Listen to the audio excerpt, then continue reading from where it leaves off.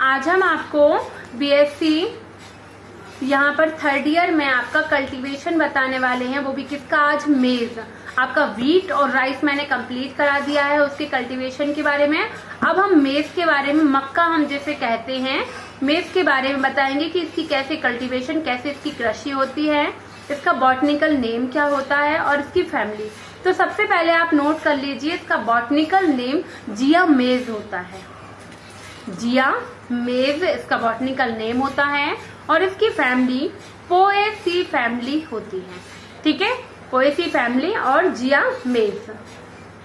अब सबसे पहले इनका कहाँ पे पाया जाता है, किन क्षेत्रों में, तो मक्का विश्व में प्रसिद्ध महत्वपूर्ण फसल कहलाती है। वार्षिक पैदावार में इसका स्थान गेहूं तथा चावल के बाद आता है।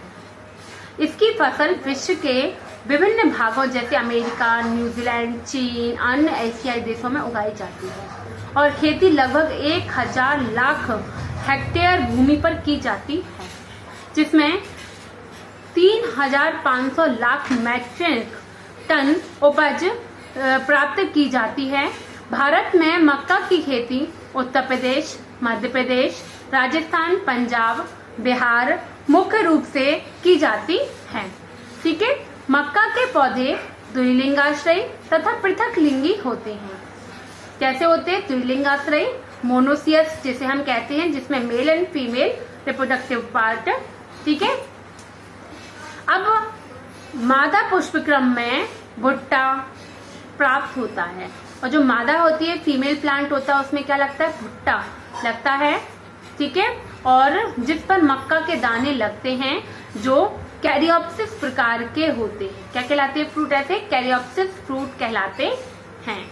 अब कल्टीवेशन की हम बात करते हैं तो मक्का की खेती के लिए जलोढ़ तथा दोमट मिट्टी अच्छी होती है। कौन कौन सी, जलोढ़, ठीक है, एलुवियल और लूम मिट्टी अच्छी होती है, जिसे हम दोमट कहते हैं। इसकी उपज 21 से 27 डिग्री सेल्सियस तापमान तथा 60 से 120 सेमी वार्षिक वर्षा वाले क्षेत्रों में अच्छी होती है। फसल लगभग 140 दिन में पककर तैयार हो जाती है। इसकी बुआई दानों को छिटक कर अथवा हल के पीछे बोकर की जाती है। 10 से 15 दिन के अंतराल में सिंचाई की जाती है। इसकी फसल के लिए खाद की आवश्यकता प्रचुर मात्रा में होती है।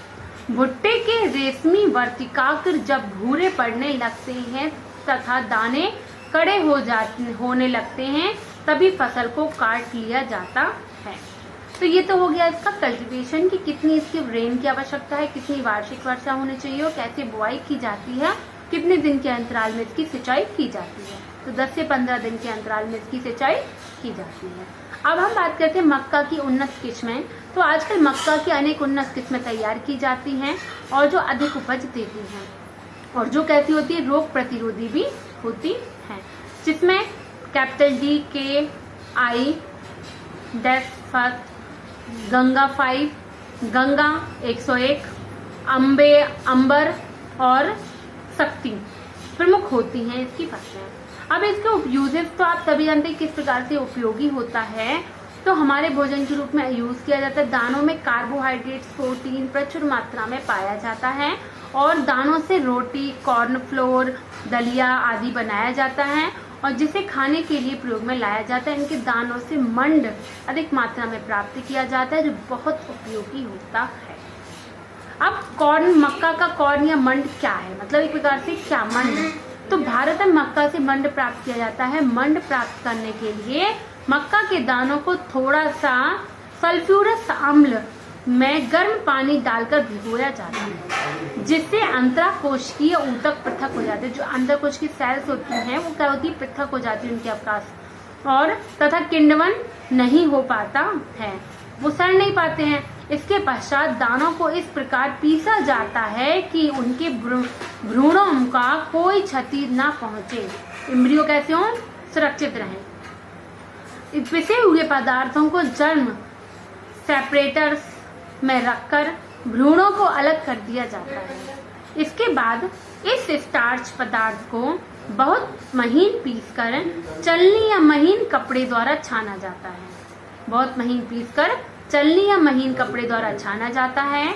जिससे दानों का चोकर पृथक हो जाता है, और जो चोकर होता है इसमें छिलका वह क्या होता है, पृथक हो जाता है। इस प्रकार प्राप्त दूधिया द्रव आनंद मेज पर फैलाया जाता है, ठीक है, जहां मंड कण स्थित हो जाते हैं तथा शेष पदार्थ बहकर पृथक हो जाता है। उत्तम किस्म का मक्का का मंड, अब हम क्या करते हैं, इसके पश्चात जो इससे मंड बनती है, मंड को एकत्रित करके भट्टियों में सुखाया जाता है और फिर बाजार में शुष्क मंड भेज दिया जाता है और उत्तम किस्म का मक्का या मंड भोजन के रूप में प्रयोग किया जाता है। तो ये क्या है, स्टार्च है, ठीक है। और उत्तम ग्रेड में के मंड के से कपड़ों में कलफ लगाया जाता है, ग्लूकोज प्राप्त हेतु आधार बनाया जाता है इसका, ठीक है। और घुलनशील रूप से, अब इसका महत्व क्या है, तो घुलनशील रूप में मंड का प्रयोग वस्त्र उद्योगों में किया जाता है, धागों को शक्ति प्रदान करने के लिए किया जाता है, धागों के ढीले सिरों को एकत्रित करके सीमेंट का कार्य करना है, धागे चिकने हो जाते हैं और बुनाई के काम आते हैं। कैलिको प्रिंटिंग में रंगों को गाढ़ा करने में सहायक होता है। कागज बनाने के लिए इसे कागज उद्योग में प्रयोग किया जाता है। इसके अतिरिक्त मंड का प्रयोग लॉन्ड्री में कपड़े दिए जाते हैं, औषधि, टॉयलेट पाउडर बनाने, चाइना क्ले में जुड़ाई के लिए भी किया जाता है और अन्य उत्पाद के महत्वपूर्ण होते हैं, क्योंकि इससे स्टार्च तो आपको पता ही है कि व्यापारिक स्तर पर इससे जो मंड बनता है, मक्का, आलू, गेहूं, चावल, कसावा, अरारोट जो बनता है तथा साबूदाना से प्राप्त किया जाता है। तो ये तो हो गया आपका कल्टीवेशन हो चुका है वीट मेज या मेज का, और इसकी पोएसी फैमिली मैंने बताई थी आपको, कल्टीवेशन बता दिया कैसे इसका कल्टीवेशन, खेती की जाती है, कृषि की जाती है, उन्नत किस्में मैंने आपको बता दी हैं। उसके बाद इसका उपयोग भी मैंने यहाँ पर आपको क्लियर कर दिया क्या क्या चीज़ों में इसका उपयोग होता है, और मंडा या कॉर्न कैसे हम इसका मंड, मक्का का कॉर्न मंड कैसे प्राप्त करते हैं, कैसे यूज करते हैं, उसके बारे की पूरी प्रोसेस मैंने आपको बता दी है। और मंड का महत्व, तो ये तो हो गया महत्व मैंने आपको क्लियर कर दिया है, ठीक है। तो महत्व के लिए ये सब बता दी, एक बार मैं फिर से आपको रिपीट कर रही हूँ। मक्का में उन्नत किस्में कौन कौन सी हैं, गंगा 5, गंगा 101, अंबर, शक्ति और DKI फर्स्ट, ठीक है। तो ये प्रमुख उन्नत किस्में होती हैं जो आपको अगर पूछ लिया जाए तो आप बता सकते हैं, ठीक है। तो आज के लिए इतना ही। मैं नेक्स्ट वीडियो में आपको, ये आपका मेज हो गया, उसका पोटैटो बताऊंगी, ठीक है। तो आज के लिए इतना ही। Thank you.